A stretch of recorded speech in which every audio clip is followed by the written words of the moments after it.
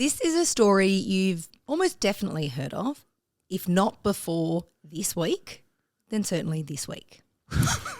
What an intro. That's it. That's the intro. Okay, it was really good. Intro. I liked it.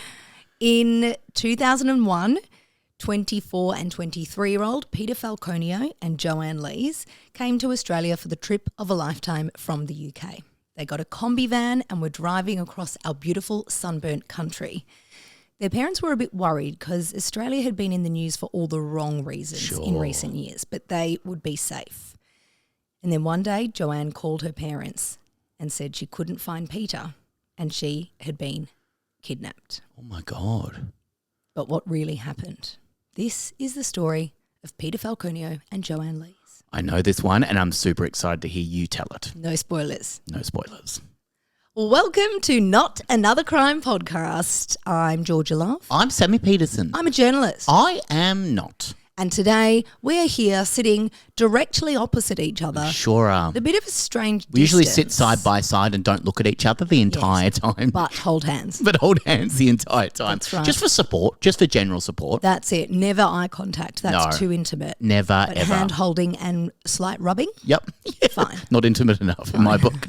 Look, if you want to skip ahead, as always, you can do that. If you just want to listen to the story, the timestamp is in the show notes. And I'm going to say right up the top that the great Georgia Love will be going away on holiday for a few weeks. It is a working holiday. It is a working holiday, so don't at me. Don't at you. Part of it's work and part of it's a holiday while I'm there.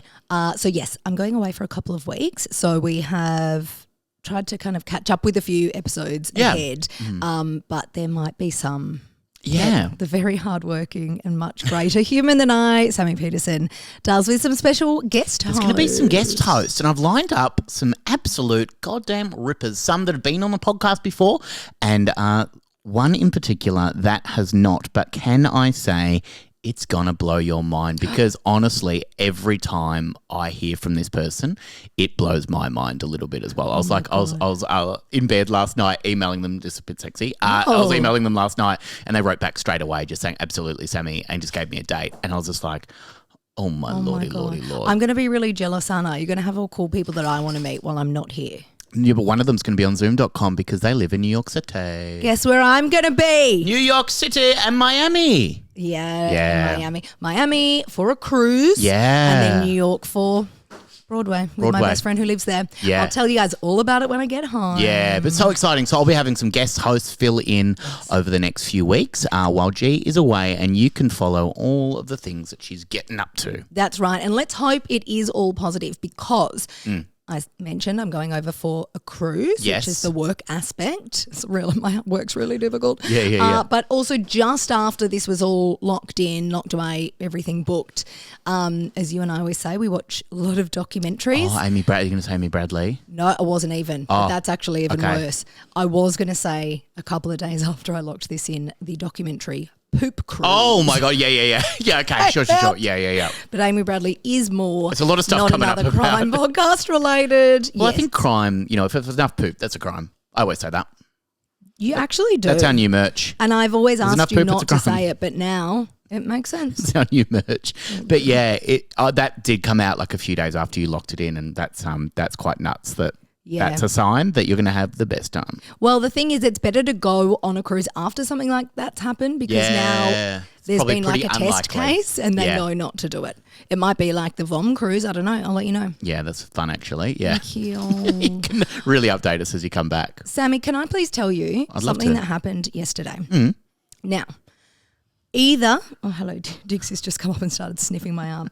I was talking about poop. I didn't actually poop, okay? Okay, Diggs. I love you. Oh, hey, can you hear him sniffing in the microphone? Yeah, you really can. Okay, so we've been spending so much time together that your aura has rubbed off on me. Better than another way you could have rubbed off on me. Why did I say that? Why did you say that? As I was saying, halfway through saying it, I was like, this is gross. Or because it was at your apartment building, your aura was just still existing in the air. Okay. So my musk. Your musk was around, just hanging around. Yep. That's the poop smell that Dibs can smell.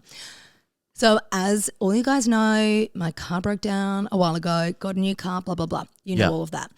When it broke down, it was in the underground car park here at your house because we were recording. I've had a little bit going on in my life at the moment. I've been a little bit tired. I've been moving house, all sorts of things. And because I got a new car, I simply forgot that my broken down car was still in your underground garage. Yeah. Now, that sounds incredibly first world problem. It is, but also the car is a piece of shit and needs to go. So it's not like I've got so much money, I've just got another car lying around. I'm not. Just buy another one. Anyway. Let's run out of petrol. I'll just buy another one. So yesterday I was like, oh my God, right. I'm finally going to get the RACV to come out and see whatever's wrong with the car, either tow it or jumpstart it or whatever. So I did so. The man who came for like the service repair was lovely. It took 3 minutes to assess what was wrong and jumpstart the car. And 35 minutes later, I said, well, I'd better go because he stood there talking at me about his whole life story as everyone always does to you. Yeah. And it was so beautiful. He was telling me all about his wife who lives in Vietnam. Okay. And the government here in Australia, like she cannot get a visa to come over. So he's always having to go over there to see he her. want you to or help they travel maybe? together. Maybe. Yeah. I do work for the government. I You're wasn't giving meant to it say away. that. Shit. Spy. Shit. He was telling me about how his wife opened the door one day and there was a baby that had been dumped at her doorstep. Oh. And there was no trace of who'd left it there. And she decided to look after the baby. Fascinating. And they had this baby and a were stork bringing flying it up. away. Exactly.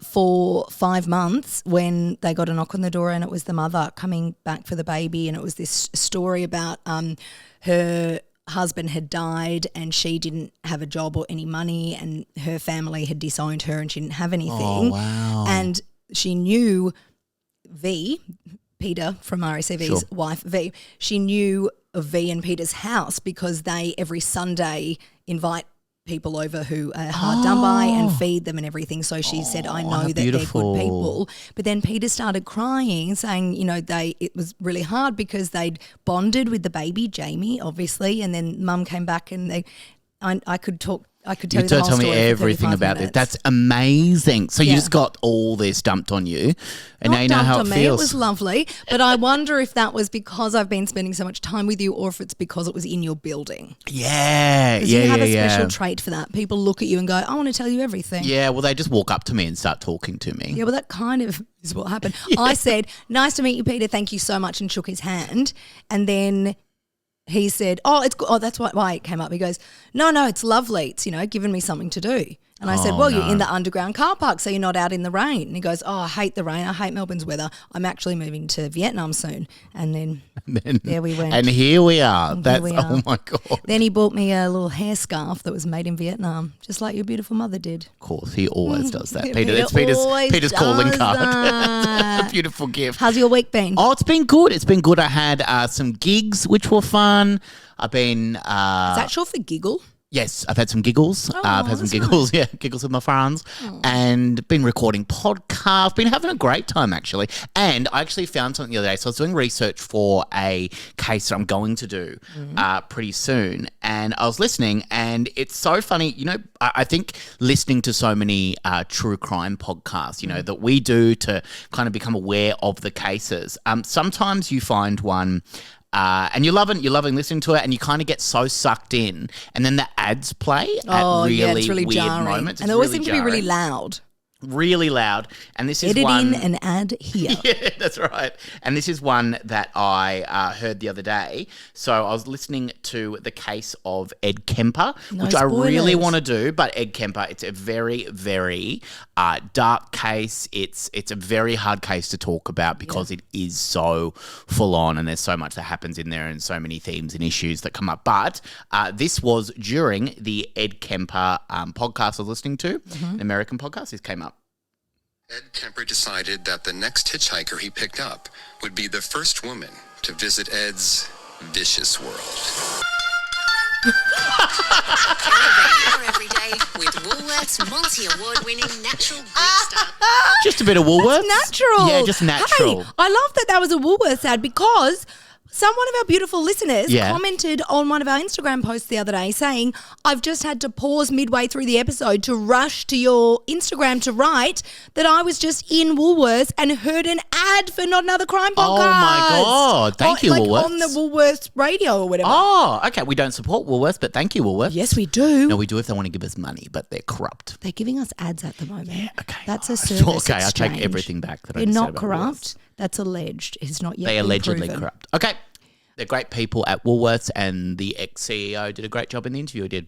Oh, my God. That was so cool, Oh, my wasn't it? God. Yeah. Look that up if For you don't know international it. listeners, please do look up whatever his name Brian, is. someone. Yeah, probably. He looked like a Brian. Yeah, he looked like acted trouble. like a Brian. He looked like trouble, I'll tell you that much. Yeah. Hey, G-Love. Less of a brain, more of a Brian. Hey, nice one. Thanks. Hey, as always, we're going to do our mailbag section at the end because you keep writing in and leaving us beautiful letters, internet letters, and you leave us beautiful voicemails. All the links are below if you want to leave us a voicemail, if you want to leave us an internet letter. Please do leave us a 5-star rating, 5-star review. It really, really does help us every time you do that. It helps get the podcast out there, Yeah. but it also helps our hearts feel Yeah, warm. yeah. And also, if you want to share it with a friend, that would literally double the numbers of the podcast. The more you support it, the more we can do. G-Love, can they follow us? Oh, they can. Okay. Usually I leave home at 4:30 in the morning, Yep. so you can follow me to work if you come Oh, and meet okay. me at I'll my give building. I'll put the route below in the show notes. Thank you. But if you want to follow us on social media, we're on Instagram at Not Another Crime Podcast, and we're on Right. TikTok with the same handle. You can also watch the episodes on youtube.com. All the links are in the show notes. Anyway, let's not dilly-dally anymore because you've got a story to tell me, G-Love. I do. And this story has a conclusion that is very recent. So I'm excited to tell you. Yeah, I'm excited to hear this, G-Love. Peter Falconio was born on the 20th of September 1972 in Yorkshire, England. 4 days before my birthday. That's right. You were also born in 1972 as well. Correct. Very close. He was the third of 4 boys to parents Joan and Luciano. In 1996, when Peter was 24 and out at a local nightclub in Huddersfield, when he looked across the dance floor and spotted the most beautiful woman he'd ever seen. It was me. It wasn't really. It wasn't It wasn't actually. really. She had a short black bob and piercing blue eyes. He was enamoured. He plucked up the courage to go and talk to her, and the rest, as they say, is history. Is this Huddlesford, did you say? What a great name. Huddersfield. Huddersfield. What a great It's name. cute, isn't it? So English. Yeah. 23-year-old Joanne Lees was born on September 25. One day after my birthday. That's right, but in 1973. Same year. I did the maths, as you all know I'm good Yeah. at. 370 days after Peter was born. Wow. Yeah. The two hit it off that night and quickly became an item. Well, both Librans, they're getting along really well. What are some Libra traits? Oh, maybe they're not. Maybe. Oh, no, I think he's a Virgo, actually, because I'm on the cusp. So maybe his Librans are very relaxed, are very easygoing people. Well, that's the opposite of Virgo, and I know that because I'm a Virgo. Oh, so Constantly correcting people, apparently. I wouldn't say that. But my parents are both Virgos, and I am a Libran, and my brother is a Libran. You don't like a lot of your parents' traits. Don't say that. They listen. Oh, they're sitting right behind you. They're sitting watching this podcast. We're having dinner with them after. All right, so Joanne was the only child of her parents who split when she was young. The first 11 years of her life, it was just her and her mum before her mum remarried and they had a son. Joanne was close with her family but did grow up quite independent. Okay. People always thought she was much older than she was. She had big dreams to travel and move out of small town England. In fact, she was a travel agent. And Peter was looking to study building construction. After they'd been together a year, he got into the University of Brighton. Wow. Brighton, UK, not Yeah, Brighton, Brighton is Melbourne. not the same as Brighton. Yeah, it might not South be side. Brighton. It might Yeah, be not like Brighton. Brighton or something. Yeah, I don't know. something like Sorry, that. that was offensive. And after doing long distance for a while, Joanne then also relocated to Brighton and moved in together. Why'd the screen just go black? Oh, because at night time, it goes automatically black. It's iPhones do that as well. 4:51 p.m. iPhones do that as well. Mine doesn't do that. Okay, well, let's move on with the story because, as listeners would imagine, this is quite boring.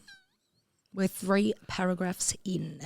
3 years went by fairly uneventfully in their relationship, Peter studying and Joanne working in a travel agency. Her work gave her the love and desire for travel that Peter had always had within him. So they travelled a lot. They did smaller trips around parts of Europe, which I love as well. Being from Australia, Oh, saying so easy to go around Small as well. trips to parts of Europe does not exist to us. No. But their big dream, and soon their big plan, was an around-the-world trip. In November 2000, they were off to Nepal, Singapore, Malaysia, Thailand, Cambodia, and a small country named Australia. Wow. It's so interesting as well, like, because that is such a far way. Like, Yeah. to go all the way to Australia, Oh, yeah. because it is so remote from everything else. Yep. It is so, like, it's such a, I don't know, just I can't even imagine, because, we want to go over to England and go, I can travel everywhere really quickly. There, yeah. From there. But also for us, we, like Australians, travel a lot, like overseas a lot because we have to go anywhere. Yeah, that's true. Yeah. Whereas, people in Europe and America have so many Such a options long right around way. them. Yeah. So, they were tacking on these parts of Asia as well to make it a really big trip. And good on them for doing it at a young age as well, like just go travelling, because it's like in construction and I imagine in travel and everything as well, it's such a hard industry to get away from. So how great. I know. Well, was it? Their parents were very hesitant, not about any of the third world countries that they were planning to go to, but about the land down under. It had made global news for all the wrong reasons in recent years. There were the backpacker murders, 7 young backpackers murdered and buried in the forest, 5 of them from overseas. Yeah. That was in the early 90s. Mid to late 90s, the Port Arthur massacre, where 35 people were killed by a lone gunman in Hobart. And only a couple of months before their trip started, the Childers Palace Backpacks hostel fire. And a drifter who hated backpackers set fire to a hostel, killing 15 people, 7 of them British. So you can imagine that's made really big news over there. Of course. But still, they went on their trip. They assured their families they wouldn't hitchhike. They had each other. Yeah. Peter wore his necklace with the charm of St. Christopher, patron saint of travel. And they went and took off for the trip of a lifetime, one that would never be forgotten. Wow. They touched down in Sydney on January 16, 2001. They stayed in King's Cross, which is Sydney. Sydney's red light district. Yeah, where all the nightclubs are. Lots of partying, lots of drugs, lots of sex. 1 year after the Olympics as well. I wonder where all the lockout laws and everything came into play. That would have been years later. Much later than that. Yeah. So it would have been quite an alive place, King's Cross at that time. Very much.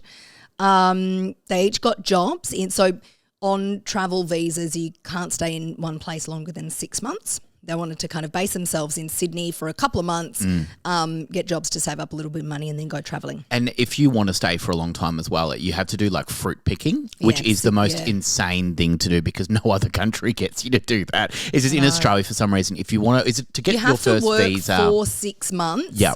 I can't remember what the wording is of the type of job. Yeah. But it's like either in a trade or like farming or something, farming. which is why I think it's always fruit picking. Really You've got to rural work, places. Yeah, you've got to work in that job for 6 months to then be allowed to get a 2-year visa. It's insane. Yeah. They made friends and went out every weekend. Well, Joanne did. Peter was not so into the partying and going out. He was more interested in saving money and planning the next legs of their trip. So they were keen to go all around Australia. Yes. Which is such a huge thing to do, especially as people coming from a different country. Absolutely. Because there are a lot of parts of Australia that are so remote. I mean, to drive across from Sydney, across the Nullarbor to Western Australia takes days and days and days and days. And there's nothing it's so along remote. the way. No. Listeners, look up and like Google image search map of Australia population. You can see there's like the population is just like tiny bits around. Like 26 million or something now, I think, in Yeah, Australia. no, or but I mean, like when you can see an image where you can see the parts where of the people are country where it's most populated. The whole like the cities are 90-something% of the country is barely populated. Yeah. So one of the nights Joanne went out without Peter. She tried ecstasy for the first time. Neither of them had ever done party drugs before, but they were really rife in the scene in Sydney. Sure. And they're having the big YOLO trip. Yeah. Thank you for using that word as well. Thank you. It is a word, not an acronym. You're right. It stands for young over less. You just proved yourself to be a Virgo with the passive aggressive. And it is a word. It is. I didn't say passive aggressive. You said that. Sorry, I can see. I'm not making an excuse because She's a Virgo. I was born in that star pattern. Don't worry about me, I'm a Virgo. But I also am. It's like people that always say about the what is the that always say about the moon, retrograde. Oh yeah, I'm being an arsehole because Mercury's in retrograde, and also I'm just an arsehole. I'm also an asshole all the time, but Mercury's in retrograde. Yeah, exactly. They ended up staying in Sydney for 5 months. They were meant to be staying there for 3, but Joanne really loved it. She was kind of really getting into the scene. Yeah.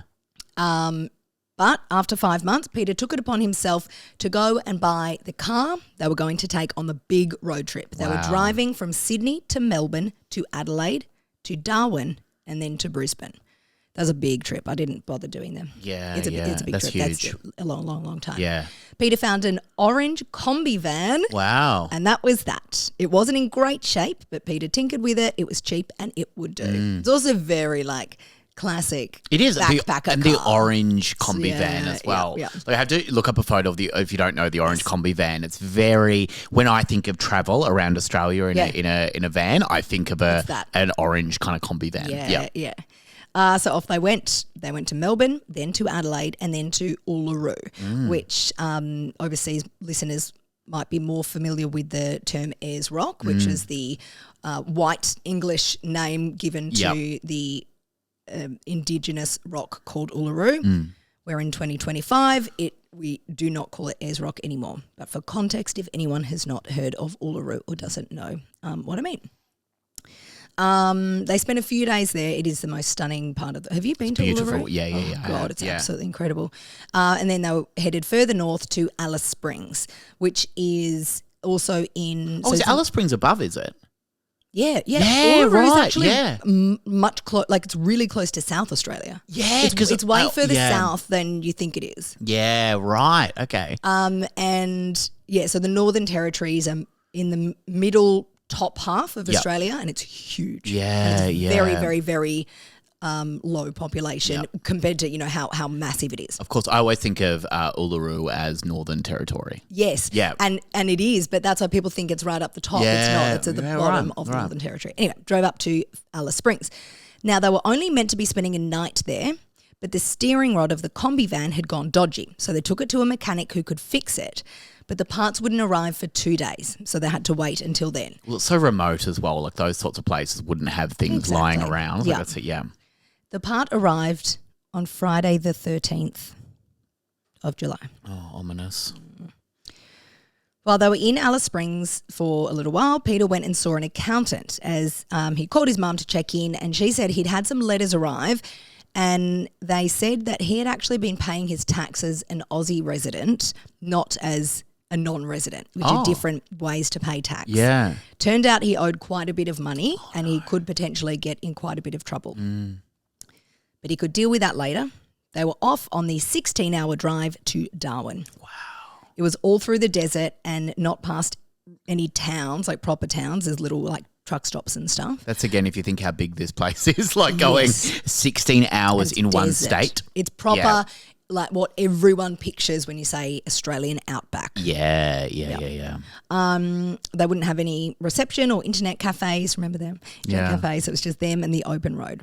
They left Alice Springs at 4 p.m, planning to stay in a tiny place called Kalu Kalu, so they could camp and watch the stars and then wake to the sunrise over the Outback in the morning. Wow. Which I don't think there's anything more stunning than that in Outback Australia. Apart from you, Georgia Love. Oh my God. Okay, settle down, everyone. Yeah. Joanne started the drive that afternoon as she didn't like driving at night. Yeah, sure. And this is a big thing. Like, there's obviously no street lights or anything. Oh, and kangaroos as well are jumping, all over the road. And this is something our international listeners might not know but find fascinating.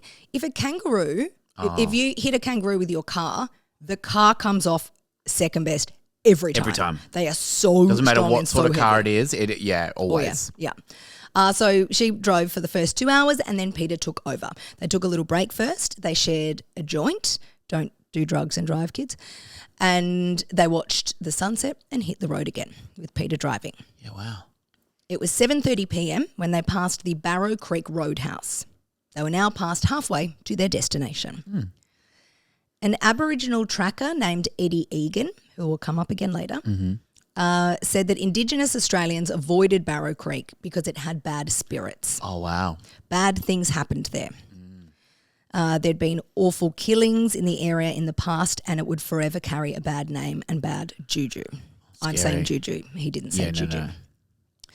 No. So as Peter and Joanne were passing Barrow Creek, Peter noticed headlights in his rearview mirror. Now, they'd barely seen anyone on this massive open road called the Stewart Highway. So, it really stood out. As the vehicle approached, Peter slowed down for the driver to pass, but the driver didn't. It stayed very, very, very close, like almost right at the back window of the car. Yeah. It then accelerated and started to overtake them on the right, but it didn't overtake. It just kept at their speed driving alongside. Oh, how scary. Peter and Joanne both looked obviously into the car, and the man looking back at them was kind of pulling strange faces and gesturing to kind of get kind of going get back like this. Right. The man wound down his window and started yelling out to them, and he was saying, "Sparks, sparks, sparks, back of the car, exhaust, sparks." So Peter slowed down and was like, "Shit, the combi van's, dying." Yeah. So he pulled over to the side of the road on the left in Australia, while this white Toyota four-wheel drive with a dark green canvas canopy pulled up behind them. Joanne said to Peter, "Don't stop. Yeah, we haven't noticed anything wrong with the car." But it just all happened quickly and Peter pulled over. He got out, leaving his door ajar, and Joanne stayed in the car. The interior light of the car had stayed on, as it often does when you leave the door open. And so Joanne couldn't see very well outside because the light was on her and it was very dark outside. Yeah, sure. And she listened to try to hear what they were saying. He was saying there is something wrong with your exhaust, and Peter bent down at the back of the car to look at the exhaust pipe. She heard the other man saying there'd been sparks coming from it a while back down the road. So he had sped up to meet them to say that. She heard Peter say, "Cheers, mate. Thanks for stopping." So Joanne was really relieved that, her fears had been mislaid. Peter stood up and walked back to the driver's side door, opening it to reach under the dash and grab his cigarettes. He asked Joanne if she'd rev the engine so they could see if the sparks were flying. Peter walked back to the back of the car. Joanne got over into the driver's seat and looked in the rearview mirror. She saw the man looking at her. She revved the engine as she was meant to, and she heard a loud bang. So she thought, oh, great, the car's backfired. Oh, yeah, right.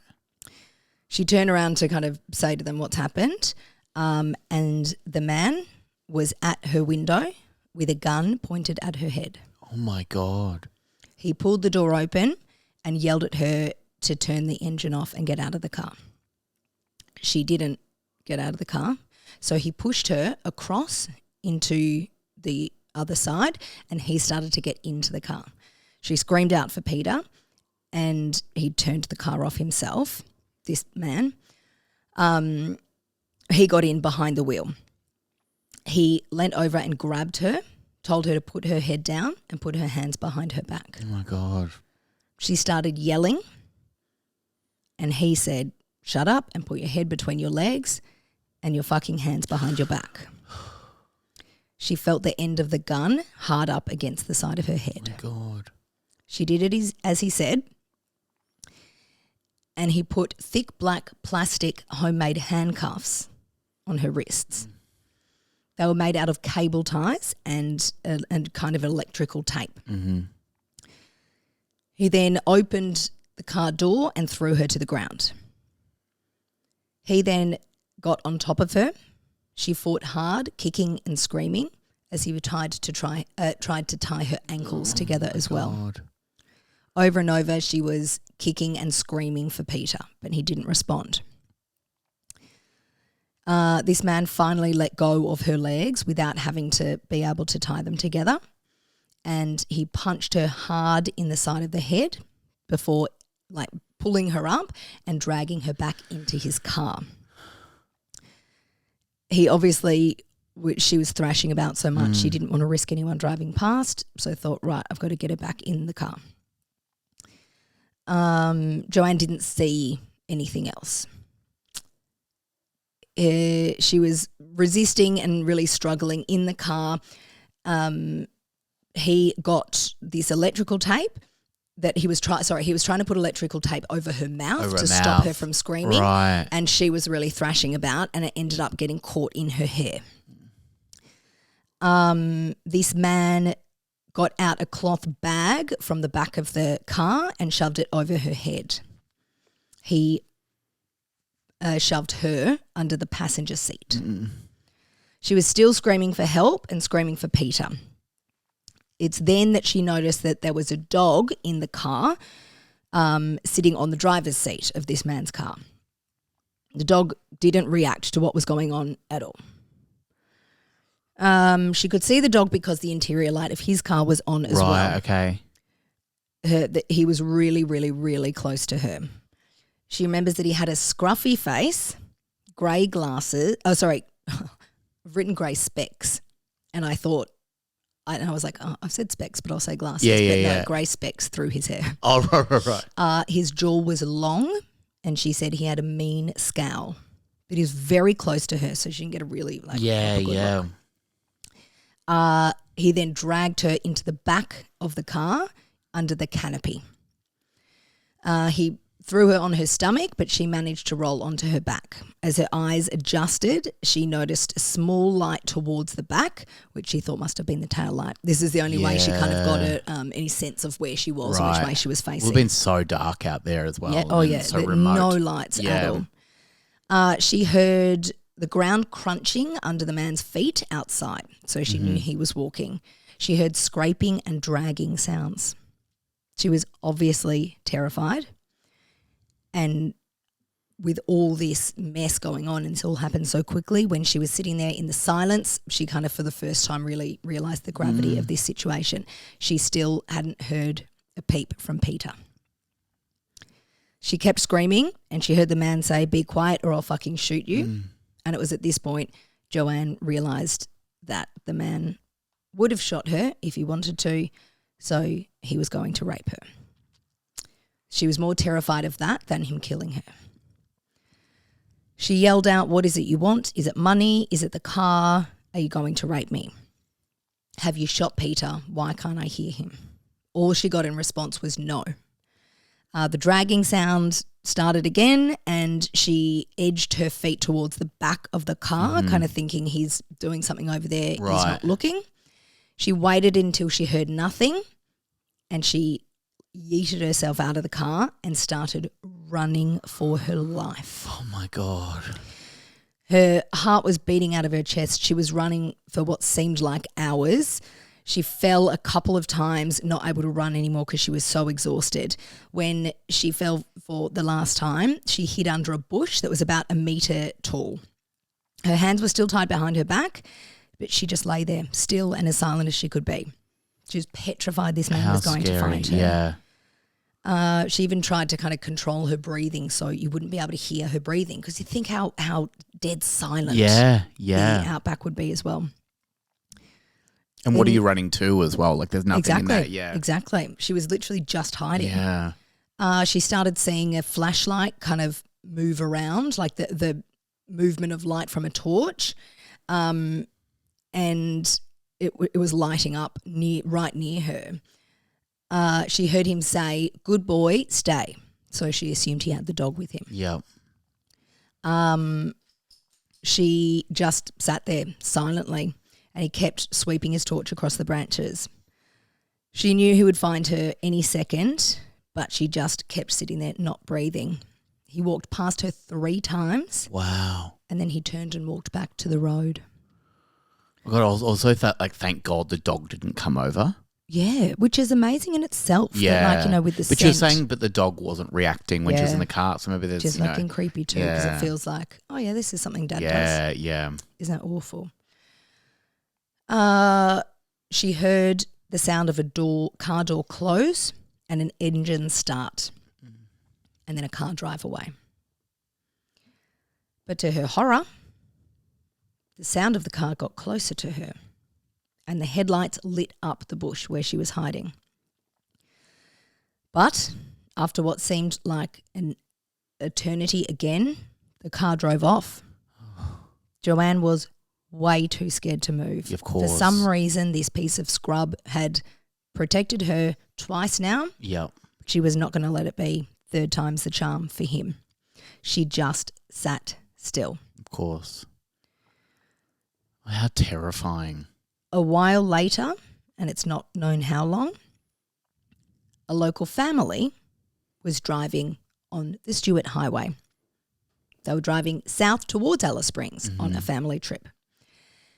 They'd had a flat tyre, and just when they got back on the road again, it was dark. So they drove really slowly because they didn't want to risk another flat tyre in the middle of nowhere.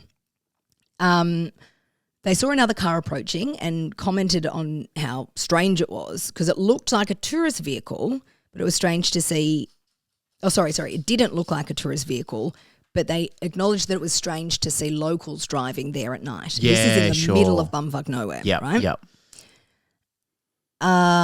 They noted that it was a white, high vehicle with a green canopy.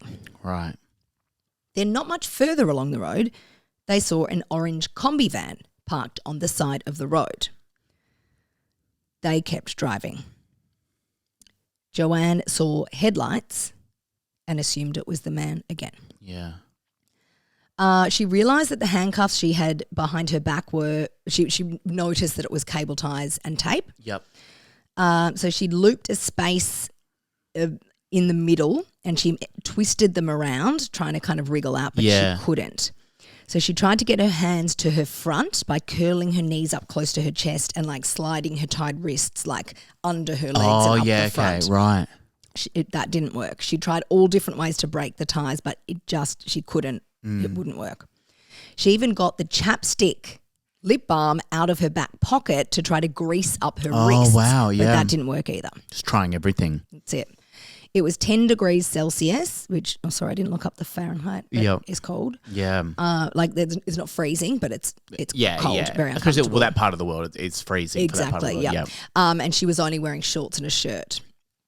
She remained in hiding for what was hours, but it can't be said how long.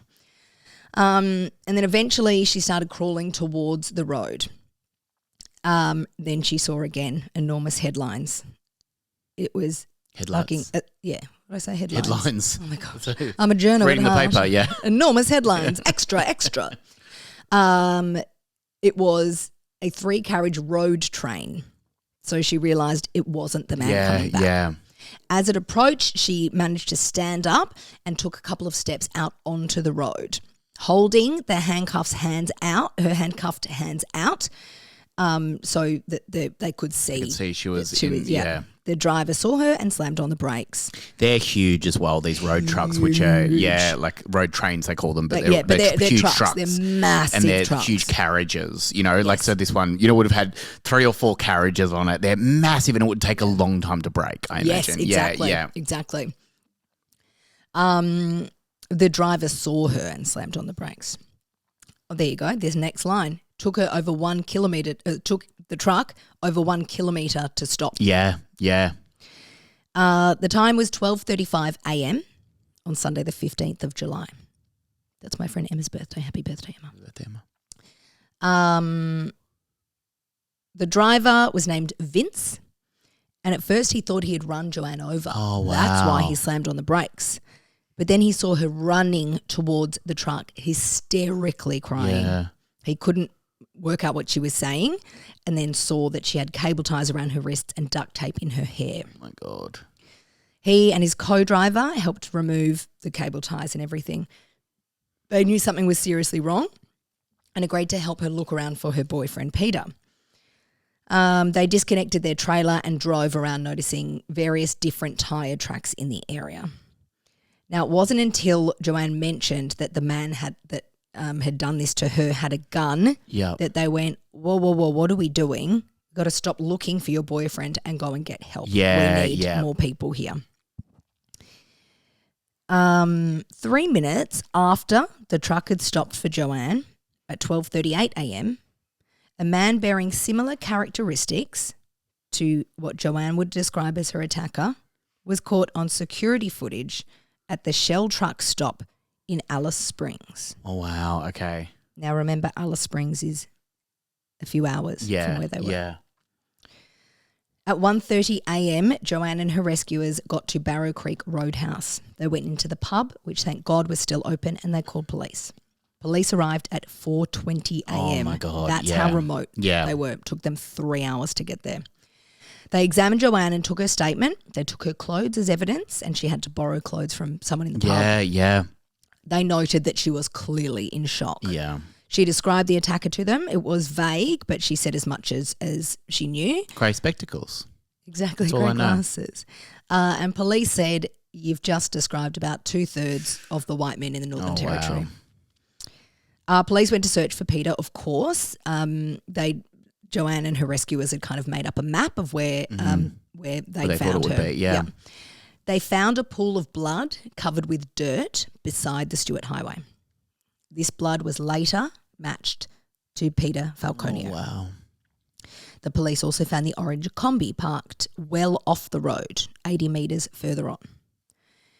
It would be 8 hours after the last sighting of the alleged attacker before the police actually set up any checkpoints or roadblocks. Oh, wow.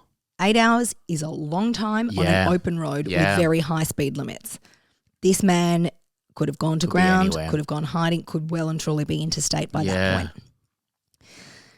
For 6 days, they searched for Peter. All they found was rubbish. It would be 3 months later that a new search would find the lid of Joanne's chapstick and a little piece of duct tape right next to it. A request was put in for Aboriginal trackers, which are these are Indigenous Australians who know their land very well and have ways of tracking people or animals or anything like that. Even the trackers were unable to get the location for a few days. In the coming days, Joanne was taken to the spot where the combi was found to tell them if anything in the car was out of place. Yeah. She was then taken to Alice Springs to help with the investigation and to get proper medical attention. She didn't have a medical checkup for a couple of days. Oh, wow. She was offered no counselling, care or victim support. Even her hands being bound. It would have been, oh, my God. Yep. Northern Territory Police found her story a bit unbelievable. I remember this part of the story that they didn't believe her. They didn't know whether she was telling the truth or not. No one was there on Joanne's side, kind of helping her, advising her of what she should or shouldn't say. She was obviously becoming increasingly nervous. She knew that they'd found a pool of blood, and apart from that, there was not a single trace of Peter or anything he had on him, any clothes, hairs, nothing. A detective from Alice Springs was brought in onto the case, Detective Colleen Gwynn. They said to her, a bloke's missing and his girlfriend reckons someone shot him, but she's okay. She had no idea what she, the police, or the town of Alice Springs was in for. Media from all over the world would soon swoop very quickly on this case. This was an attractive young English girl recounting a story that defied belief. Why would your boyfriend be missing and you're fine? You're saying it was a big, gruff, scary man. How'd you get away from him? How did you possibly get away? Yeah. But also, what reasoning did she have to kill her boyfriend and then, run and be found by a car, luckily? I wish you would wait. Sammy Peterson. Everyone in the world, every media outlet wanted this story. They dissected every word that she said, and a lot of people were dubious. At some point, we need to talk about Lindy Chamberlain and, Amanda. I'm sorry. Joanne didn't speak to the media. She only gave one interview directly after what had happened while she was still at the Roadhouse. But later, police interview. Yeah. But later her story changed while she was going back through the details. But of course, she was in shock at the time. It was all a blur and all a mess. But that said, her account of it was slightly confusing. But Peter Falconio's parents had given a short press conference. Joanne didn't join them. This put a kind of a seed of doubt in the media's mind that would grow and grow and grow.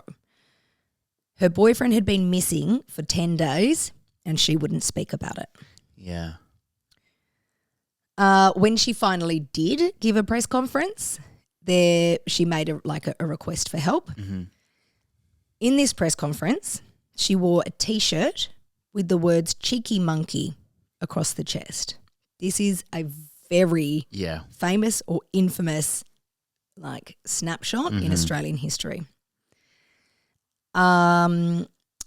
She really didn't give much away on her face. She seemed calm. She walked confidently up wearing "cheeky monkey" emblazoned across her chest. She never gave the shirt a second thought.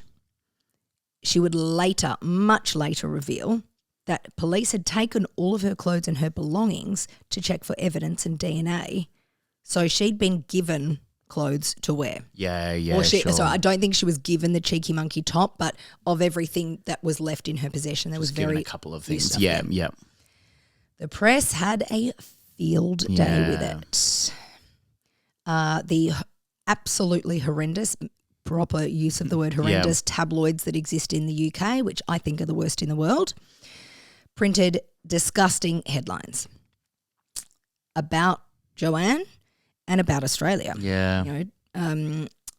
Was linking it to Ivan Milat and the backpacker murders, the hostel murders, all these horrors that had happened down under. People started to feel a reminiscence of Lindy Chamberlain. If you don't know that name on its own, that's the dingo took my baby. Long story short, she said, my baby's gone missing in the middle of the night at Uluru. A dingo took it. No one believed her. She was cool, calm and collected in all the media interviews. She didn't cry. She didn't act the way people wanted her to act. So people thought she did it. I won't give away any spoilers to that story because we'll do it another time if people don't know it. So people were really comparing Joanne to Lindy Chamberlain. She's acting the same. She's not emotional. That is not how I would act.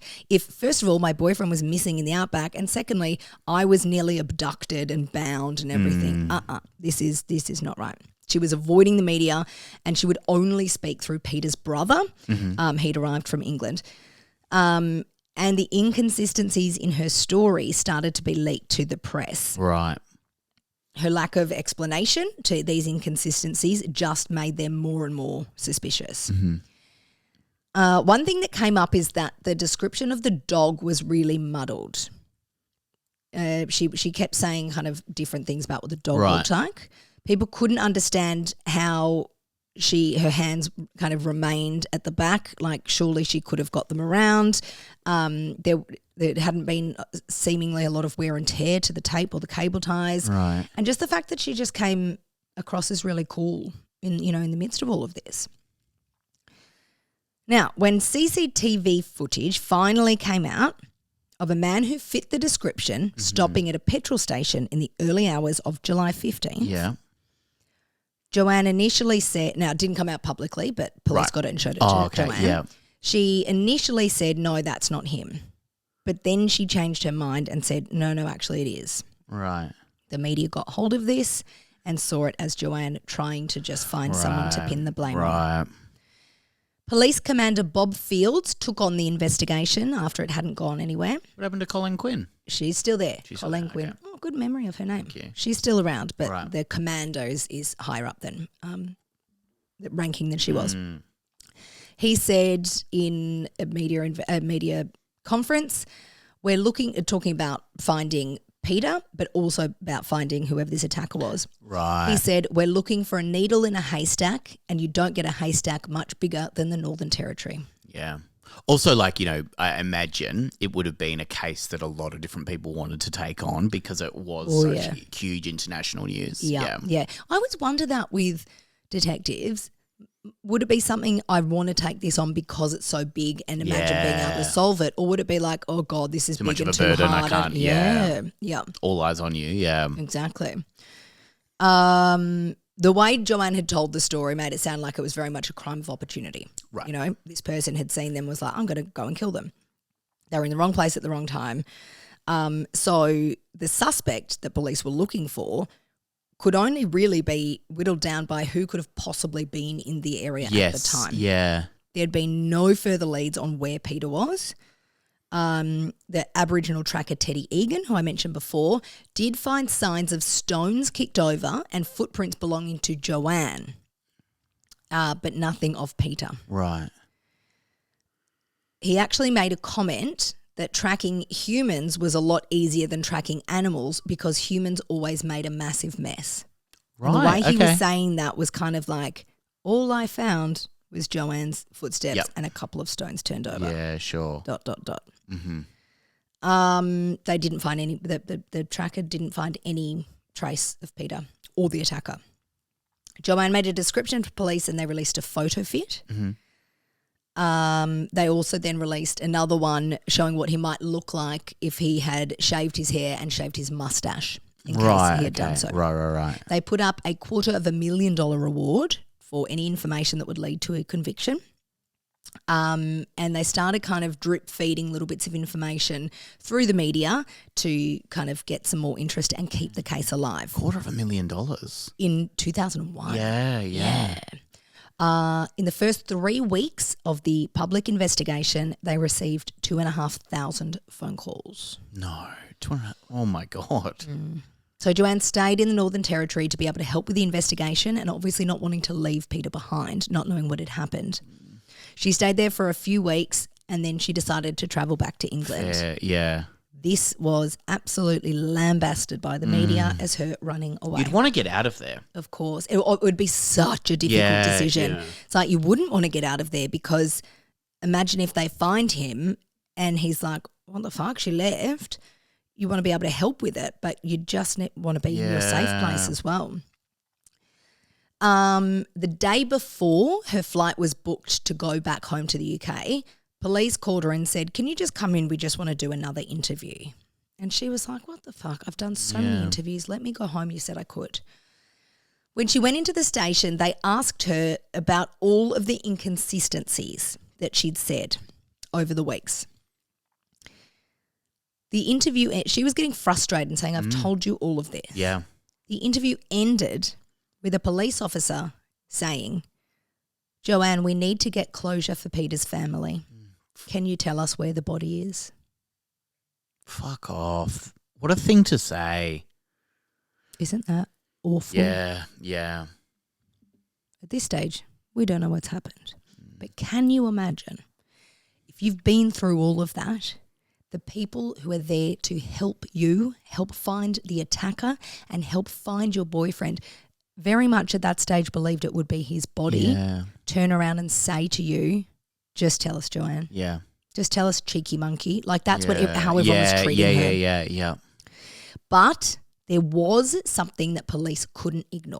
A tiny cut on the sleeve of Joanne's T-shirt that she had been wearing that night gave the opportunity to use to get some DNA. There was a tiny brown smudge that looked like it could have been blood. It didn't match Peter, Joanne, or her rescuers, anyone else that she had come into contact with that night. It was a full DNA profile, so it wasn't like partial. It wasn't all it could be. It was like, no, it's a full profile belonging to an unknown male. Police put it into the DNA system. No match was found. No. And you have to be in the system to find a match anyway. So, a list of persons of interest was whittled down to several thousand names. Well, if 2,500 calls are coming through or whatever, like how are you going to find a witness? Anyone who could possibly have driven in that area because of where they lived or where they were seen afterwards. Cops started carrying out like a covert DNA testing, so like kind of grabbing, hairs and things from people. Over the next year, across the entire country, police did covert DNA of suspects. Yep. There were approximately 30 people from the list of suspects who were considered what they call hot prospects. Right. So people actually, like, big leads rather than... Exactly. People who genuinely could have been at the area in the time, Yeah. The vehicles they owned, things like that. Sure. So these 30 people are who they focused on. Now, the other crucial piece of evidence that police focused on was the CCTV footage captured at the truck stop the night of the attack. Yep. As you remember, Joanne's first reaction was, no, that's not the man. And then they enhanced. Did you see me burp in the microphone? Yeah, it was Sorry, nice. that was so gross. Sorry. They enhanced the footage, and that's when she later said, I think that's, and her words were, that's somewhat of the man I described. Right. But police did think that it was pretty strong evidence that after the stills were released to the public of this CCTV, no one came forward and said, I'm the man in that. Yep. I'm here to clear my name. Yeah, sure. So either he'd missed it in the media or he'd purposely decided not to come forward. But there was one man who received multiple phone calls from friends and family saying, mate, there's a picture of you going around on the news that looks quite a lot like you. The footage also showed that this man was driving a Toyota Land Cruiser of a particular model. Mm-hmm. So police looked up everyone who had one of those cars registered in any area that could have possibly been there. Yep. One was a man named Bradley John Murdoch, a name that had come up in tip-offs from people recognising the man in the CCTV. Bradley John Murdoch was born on October 6, 1958 in Geraldton, WA, 4.5 hours north of Perth. His parents were in their 40s and already had a 14 and 11-year-old son when he was conceived. Oh, wow. His arrival was very much a surprise. Yeah. They lived in a very humble 3-bedroom house in the suburb of Northampton, which had once been a mining town, but the mines had run dry. So now it was all agricultural farmland. It was very small and very poor. Yep. His mum, Nancy, was the only hairdresser in town. His dad, Colin, was a mechanic. Bradley learnt a lot about cars from him, but he didn't learn a whole lot else. He wasn't very well educated. He wasn't particularly looked after in a way that you would hope or expect a young boy was looked after. Sure. His parents were very much caught up in raising his 2 elder brothers. He started to rebel at quite a young age. He was a bully and was really had an entitled sense of bravado. Mm-hmm.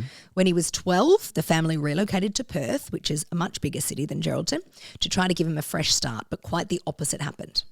He withdrew more. He started getting into a lot of fights and started getting involved with bikies. Oh, right, okay. At the age of 15, he dropped out of school and moved back to Geraldton, which I find interesting because the family took him out of there thinking it would be better being in a big place, but he moved back. Mm-hmm. This time he moved there with a heavy influence from bikies and other criminals. He got heavily involved in drugs and guns. At the same age, 15, one of his brothers died. This turned Bradley even more bitter and angry at the world. He hated his life, he hated his family, and he hated the world. In his late teens, he was charged with his first firearms offence. In 1980, when he was 21 years old, he was charged with death by dangerous driving after he hit and killed a motorcyclist. Oh, wow. He got a suspended sentence, never spent a day in jail. Oh, wow. He decided to start afresh and moved to Albany, a very remote town. Now, look, I've written a lot here that probably this episode's getting long. Is too much information. I got very carried away with this. Essentially, he moved around a lot. Yes. He got married when he was really young, had a little son, turned abusive to his wife. She took the son and left. They never had any contact again. Wow. That pushed him even more into the kind of life and crime and gangs and bikies. Yeah. They were the only people he hung out with. He started to work as a drug courier. So he was taking bikie gangs' illicit packages up and down and across the country. Oh, wow. He loved being on the open road. He would hide the drugs in his car and drive, always with a gun by his side. He stayed out of trouble mostly, despite what he was doing being entirely illegal, which some would say is troublesome, but he stayed out of trouble. He did legitimate work as a mechanic. That's what he'd learned from his dad to keep the taxman happy for about 15 years. He drove to make money on the side. He was a loner, and he was also disgustingly racist. Right. Racism against Indigenous Australians, I've written was, but very much still is, incredibly rife across much of Australia, and it's really bad in the remote outback regions. Bradley Murdoch had bought a plot of land that he planned to build a petrol station on, but massive laws changed about land ownership in the early 90s, which meant that the plot of land he'd bought was then handed back to the rightful owners of the Indigenous people, and Murdoch was livid. He got a tattoo on his arm of an Aboriginal man hanging from a noose over a fire, God. and the letters KKK. Oh my God, okay. This is the man we're talking about. Yeah. In the mid-90s, he was done for an incident where he shot at a group of people in a local pub. The insinuations that he was targeting an Indigenous person. You'd think his profile would definitely be on the records after all of this. Interesting, right? He pleaded guilty to owning and operating stolen guns, but he wasn't charged with attempted murder, which people in the pub said he should have been. He ended up being sentenced to nearly two years in jail, and he was released just before his 40th birthday. Wow. He moved at this stage to the far north of WA. By this stage, he had no front teeth. He was 6'4". I think he was always 6'4". I don't think after jail he became 6'4". No. And he was very large. Like, people say he had this like sneer, like scowl on his face all the time. Terrifying. And like, by all accounts, he was just like an awful man. He became even more reclusive after his stint in jail. He went straight back to work running drugs across the country and was constantly changing the look of his car by like changing the colour of the canopy, spray painting, changing the wheels to kind of go under the radar of always driving back and forth. He had a dog. It was a Dalmatian cross Kelpie, and he had very few friends or interactions with anyone. Yeah, okay. So let's go back to 2001. After identifying this man, Bradley John Murdoch, as a person of interest, police went and visited him in Broome, which is far north of Western Australia. Okay. They went to his door and he chatted politely with police, who left the house and reported back to the investigative team that neither Murdoch nor his car resembled Joanne's descriptions. Police collected information around town about him, but they did not take a DNA sample. He stayed on their list of suspects, but it wasn't escalated. Oh, my God. After another 4 months with the original investigation not getting far and a lot of criticisms about how the police were running this case, a new task force was added. Colleen Gwynn, your favourite detective, at this point was handed the reins of being in charge of this investigation. Good, I'm glad she's back. Yeah, you love I've been a big fan strong of her. female detective, absolutely. don't you? Played by Genevieve Morris, I imagine, in the film. Absolutely. Yeah. I was picturing, I can't think of her name. No, Hazelhurst. Yep, that'll do. I was going to go on for ages about trying to pick this person, but that would have been boring as well. So let's go with Noni. She knew, as being part of the original investigation, that it could have and should have been handled a lot better. Yeah. So she was like, right, I'm going to bloody do this. And she's going to get shit done. She's going to get shit done. Yeah. Detective Gwynn. She didn't have a Gwynn on her face, let me tell you that much. Nice one. Peter and Joanne's families in the UK had lost all confidence in the Australian police, but she was determined to get them back on side and say, I'm going to help you. They built up a small but very strong and dedicated task force. When she took over the case, the roadblocks had long been lifted. The call-outs to people's houses were long behind them. The trail was well and truly cold. But Detective Gwynn pushed on. She says the moment the case got very real for her is when she got dropped off alone at the scene of the crime at the same time of night to try to kind of get herself in that headspace. She walked to the scrub where Joanne had hid alone for hours, and she got her colleagues to drive away. She said she could hear her own heartbeat, and she had never been so terrified or felt more vulnerable in all her life. The next day, she booked a flight to England to go and meet with Joanne and Peter's Oh, families. wow. She knew that they didn't have any confidence in them. But after a 12-hour interview, Colleen ascertained that there was with Joanne back in the UK, she ascertained that there was absolutely no problem with her account of the incident.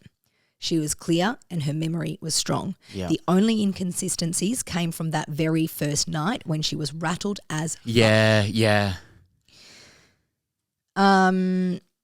She was convinced that the problem was with a bad investigation this whole time. She said Joanne was an amazing witness and she regained Joanne's trust. Wow.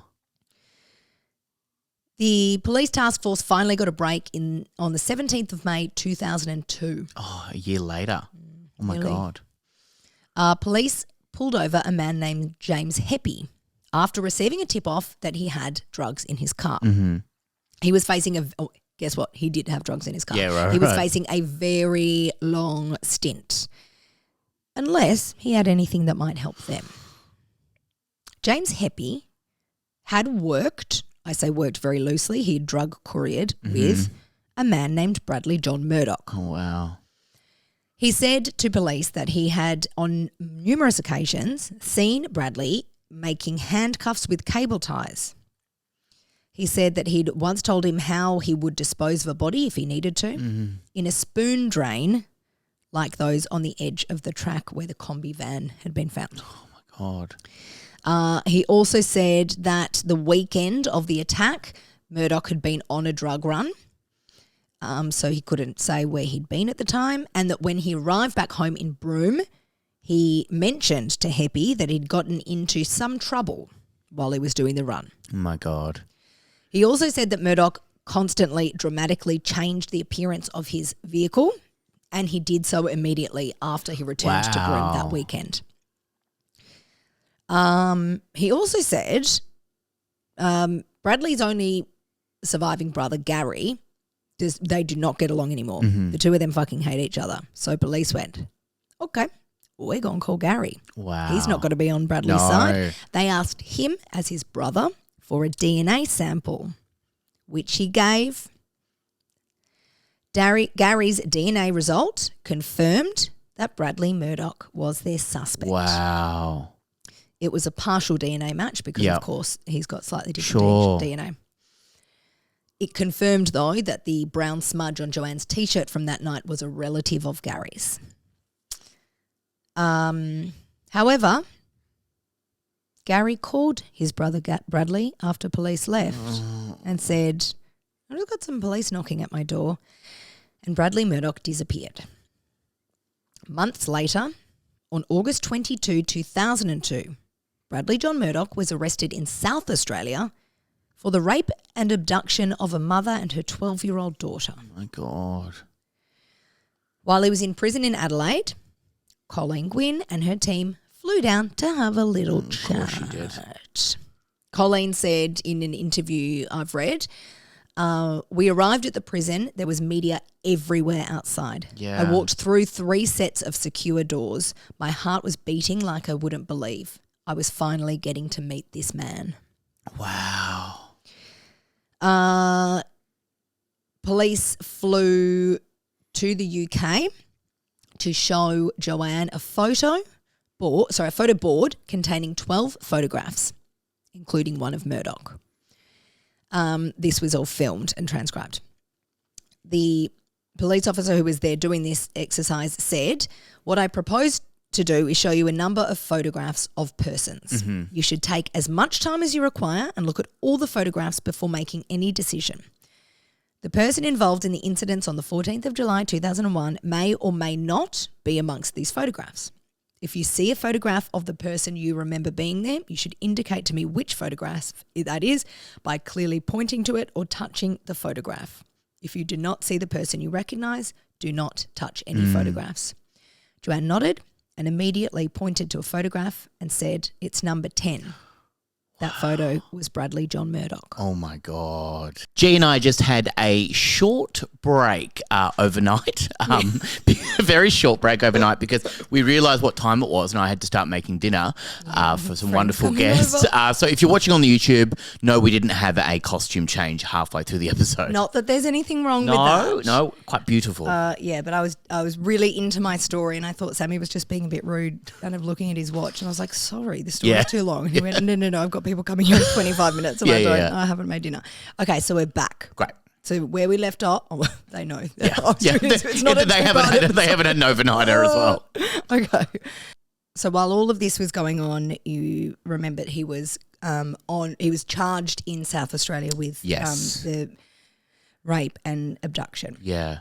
Didn't he know this person as well? Sorry, you're going to go on to explain this. Didn't he know this person? I haven't gone into this in detail, sure. because I'm doing the story more about Peter rather than Bradley. Sure. Yes, he very well may have. I actually didn't look deep into that. I apologise. But yeah, he was on trial for that in SA, South Australia, and he was found not guilty of raping and abducting a woman and her 12-year-old daughter. Oh, my God. But when he was found not guilty, of course, when that happens for any charge, you are immediately released. Mm-hmm. He signed the paperwork to be released from that charge and was immediately arrested for the murder of Peter Falconio and the unlawful detention of Joanne Lees. Oh, wow. He was unlawful detention. I've never even heard that anymore. It's I never hear it anymore. I've never heard that anymore. Back in my younger days, no, I've never heard that as a term. Yeah, it's one of those funny things that, it's not funny, is that the legal terms of things aren't often what we call them. I think that I don't know if there must not be a legal charge for kidnapping. That kidnapping is unlawful detention, or you didn't kidnap her because he didn't take her anywhere, but he detained her in a car. Got it. He was extradited to Darwin because, of course, the laws they're federal laws, but the crime happened in a different state, so he was moved there. Right. And, he faced those very serious charges. Good on you, Colleen. Yes, Colleen. Yeah. So my memory's even better now because, we took a night. Took a night to really sit on the story. Yeah. Now, this is why I thought I'd gone further. Did I say about people saying they'd cited Peter? No. Oh, why do I think I said that? Okay. While he was awaiting trial, of course, this was massive news. All the media was onto it, both in Australia and the UK and probably other parts of the world too, because it was a really international case. Yeah. And when it became big news, multiple stories started to come out of people saying that they had seen Peter in the days and weeks after the attack. Oh, wow. So a number of people actually made official reports to police about this. So soon a theory emerged that he had faked his own death with Joanne's help. Remember, there was a bit of blood, but nothing else about him was found. Yeah. Then when the information came out to the press about his tax debts, that theory grew stronger. Wow. It also then came out, remember how Joanne hadn't wanted to leave Sydney? Yeah. Well, it came out that she'd had an affair. Oh, right. She'd even told that guy in Sydney that she had considered leaving Peter for him. Oh, wow. But she says she changed her mind, she came to her senses, ended it and told the guy that, and that's when she and Peter took off out of Sydney and started on this trip. Yeah. This, of course, became Bradley Murdoch's defence. That Joanne was subjected to horrendous, demeaning cross-examination because they were picking apart everything she said. They were pulling apart, saying what a bad person she was for having an affair. Wow. You did this, you helped him fake his own death, you've done this. She stayed as calm as she could and true to her story, to the word, to the letter. Yep. Not to the letter in a way that it's like, oh, this is rehearsed. She just stayed. She was really strong in that. Yeah, wow. What was called into question a lot was the description of the dog. So her initial description to the police was that the dog that was there was a medium-sized brown and white or black and white short-haired dog. Mm-hmm. But then the following day she said it was a medium-sized blue heeler. Right. She explained that when she was taken to the roadhouse, because when they were kind of like, well, hang on, this is inconsistent.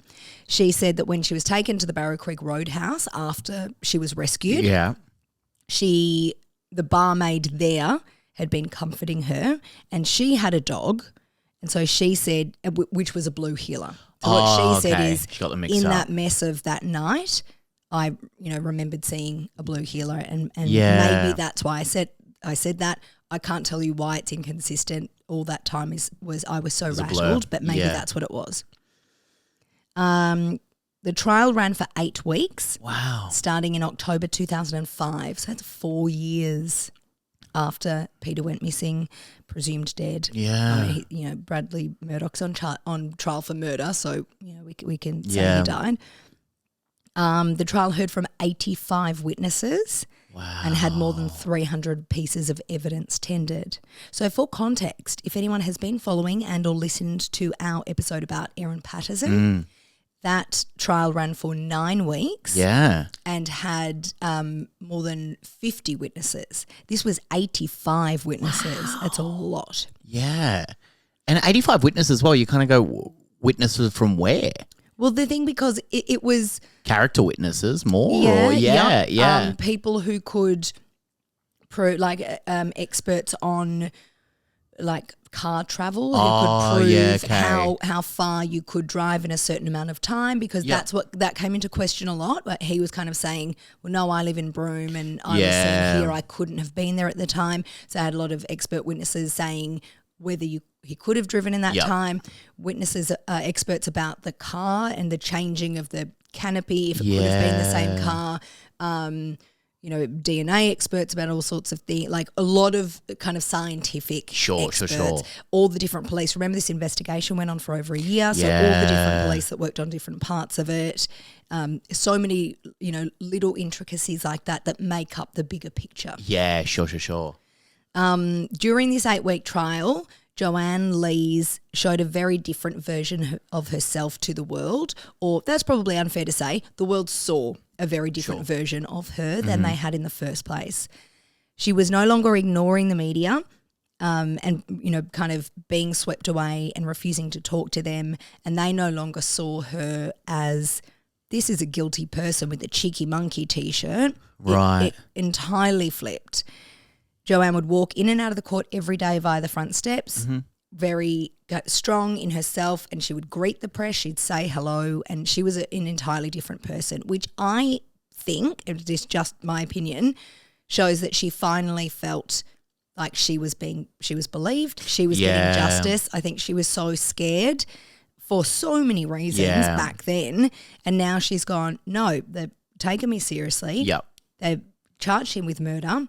He's going to be found guilty. She's feeling confident of that and saying, I can finally, be myself and be strong in that again. And also, she's lost her partner. Exactly. That's the other thing, part of it as well, that you go, she was made out to be a suspect in the case, and people pointing the finger at her and saying all this stuff and bringing up the affair and everything, and you've got at the same time, she lost her. That's it. And we're also now talking 4 years later. So, of course, in the weeks following, you'd be a shell of yourself compared to how you would be then 4 years later. That's by no means to say, it's 4 years, she's fine. But, of course, you're handling yourself and the whole situation differently. Yeah. When she took the stand herself, she was really strong and staunch. The prosecution presented evidence that Murdoch had boasted about being able to make cable tie handcuffs, kind of over the years and friends. Yeah, right. And remember, that's what that Heppy had said. He's told me before he can make his own handcuffs. Yeah. More evidence from the prosecution is that he was an admitted drug courier, so he was fine with breaking the law, and that he had an obsession with guns. Wow. Several witnesses spoke of how he would modify his car regularly. Mm-hmm. They proved the distance travelled between CCTV fightings. Yeah. Fightings. The CCTV cameras. Yeah. You know what they're like between states. Exactly. Oh, my God. They proved that it was possible. It also came out that before his arrest, 4 people had tipped off the police that he was the killer. Oh, wow. That's different to people calling up and saying that guy in that CCTV picture. Yeah, he looks similar. No, 4 people had called up with tip-offs. Wow. That CCTV fightings. Exactly. But also, would that not make Joanne and everyone involved furious, going, then why did it take you so long? Yeah, it's to such a long DNA test time. Anyway. Yeah. A woman named Julie gave evidence that she had spent the night with Murdoch just 6 days before the attack. Wow. She had met him along the road as well. He was really, really friendly. They, just kind of hung out for the night, and in the morning he had said to her, "Would you like to buy a gun? I've got lots of guns," and showed her his guns, and she didn't like that. Yep. So took off. Right. Never really thought much about it again until all of this happened. Yeah. She also said that the car at that time, 6 days before the attack, matched exactly the one in the CCTV and that Joanne had described. There was also a silver hair tie found in Murdoch's car that matched the description of one Joanne had said right back when this all happened had come out of her hair and she had lost during the struggle of trying to get the handcuffs off. Oh, wow. Match his grey specs as well. Exactly. Spectacles. Then, of course, there was the DNA match from Joanne's T-shirt. Yeah. That was found to be a 1 in 150 trillion chance that it was anyone else but him. Wow. So the defence argued that the DNA was found much later, so it could have been mixed up or planted. Perhaps Joanne and Bradley had run into each other at a roadhouse that day or in days prior and not known because there was nothing to know, and there had been some DNA transfer. The defence also argued about Joanne's vague descriptions in the following days and her changing descriptions. They argued that the man in the CCTV could have been anyone because it wasn't a clear picture and he was a fairly nondescript man in terms of what other people looked like in the area. Yeah. Well, I remember them saying that could be anyone in the Northern Territory, yeah. But the jury didn't buy it. They took 8 hours to find him guilty. It after that long? Wow. Mm-hmm. So here is the case that they found. Murdoch saw Joanne and Peter while in Alice Springs, so days before. And he got paranoid and believed they were following him. So he drove behind them as they travelled along the Stewart Highway and then stopped them because he feared they may be spying on him and may contact police in relation to his drug running. Wow. After stopping them, he panicked and killed Peter, then abducted Joanne, bonding her with cable ties and putting her in the back of his vehicle, after which Murdoch was trying to dispose of Peter's body. They found that's what the dragging sound she heard. Joanne then escaped into the surrounding shrubland. Murdoch searched for her with his dog and a flashlight but gave up. Murdoch then buried Peter in a place unknown in the Central Australian Outback, having wrapped his head with Joanne's denim jacket, which was never found, so as to prevent any blood getting in his vehicle. Oh my God. Then Murdoch panicked again, and rather than driving through the bush straight to Broome, he drove all the way back to Alice Springs, which is where he was spotted on CCTV at a truck stop. He then went from there to Broome, where he travelled non-stop at great speed, taking amphetamines to keep himself awake and alert. Murdoch then altered his physical appearance and his car's appearance to avoid detection. Wow. 47-year-old Bradley John Murdoch was sentenced to 28 years jail. Is that a life sentence like 25 or something? Is that A life sentence is your natural life? Yeah. Yeah. And there might be a life sentence with a non-parole period of something. Yeah, okay. This was 28 years. So okay. Parole or not, like he would, no matter what, he will get out in 28 years. Yeah, okay, right. The judge, Brian Martin, said to the jury in his sentencing notes, "I entirely agree with your verdict." Oh, wow. There would be no release. There would be no temporary or permanent release of Murdoch before the expiry of his sentence. So it was 28 years. Yep. Full stop. Not 28 years with a non-parole period of 20. It was you will be in jail for 28 years, not a day less. Yep. That means he would be 74 years old when he's released. He showed no emotion when his sentence was read. And I'll do a little side note here to say that I was listening to another podcast about Aaron Patterson, and they had someone, and I can't remember who it was on there, but it's someone that it does a lot of crime writing or a lot of court cases, and they said that prisoners always say you can kind of tell if someone is either guilty or accepts their guilt, or accepts that they're going to be found guilty based on their reaction. So someone who thinks they're going to get off will have the big reaction on their finding of guilt. A person who is guilty or has come to terms with that has the reaction on the sentence, because they kind of come to terms with, I know I'm going to jail, how long is it going to be? Whereas a person who thinks they're going to get off has the big reaction. So it's interesting that he kind of had no reaction to that. Yeah. I think it's more likely you're found guilty of murder. Obviously, you're not going to get 10 years. No. Knew it was going to be a long time. He Didn't react. There are laws in Australia that, and I don't think that it's in every state, but I know it's in a couple. There is a law that is no body, no parole. Oh, yeah, I have heard that. Yeah, so if someone is pleaded not guilty but they're found guilty, if they don't then tell anyone where the body is, obviously if there's nobody found, then they will never be given parole. Yeah, wow. Which is, the government or the justice system's way of saying, no, you're not getting off scot-free here. I agree with that mostly, but what I don't like about that is in the case of what if there is someone has been found guilty? Yeah, sure, yeah. I do. And they can't say where the body is because they don't know. Yeah. I do trust our justice system in Australia more than somewhere like America in terms of, I think there would be far, far, far, far fewer innocent people behind bars in Australia, because I think our justice system is stronger. I hear a lot of cases in America where people are found guilty for a lot less evidence than people are here. And sure. But yeah, that's just my opinion on that. So at the time, Bradley Murdoch was the only person in Northern Territory who this law would apply to. He's the only person incarcerated who was not revealing where the body of his victim was. When the jury's verdict was read out, Joanne leant forward and put her head in her hands. Colleen Gwynn, your favourite Sammy, was also in the courtroom when the verdict was the verdict was read out. She glanced over to Joan Falconio, Peter's mum, who mouthed the words to her, "Thank you."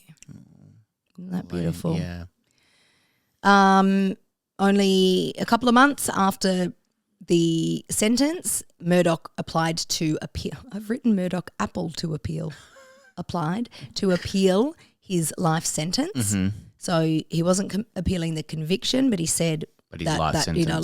Even though I just said it wasn't life, the 28 years, the application for that appeal was dismissed. The application. That's very good, yes. Yep. A further appeal application was made to the High Court, which is the next step up. Yep. That was dismissed as well. He would not be getting out of prison until he was 74. Good. But at age 67, on the 15th of July 2025. Yeah, wow. 9 days ago. And 24 years and 1 day after the murder, Murdoch died of throat cancer. He had suffered for years. He never revealed the location of Peter's body, and he never admitted to the crimes. Oh, my God. He was moved into palliative care a couple of weeks before his death. He had been in the prison hospital for a long time before that, and then he was so sick he was actually moved into palliative care, and police desperately tried to get him to admit or reveal the location of the body on his deathbed. It's not common, but it does happen. People do that. He didn't. He didn't say a word. Peter's parents released a statement after Murdoch had died. saying that they felt like a great weight had been lifted off their shoulders. But there were very mixed emotions, of course, because they felt like any chance of finding out where Peter's resting place was lost. That said, there is still a reward from Northern Territory Police on the table for information about that.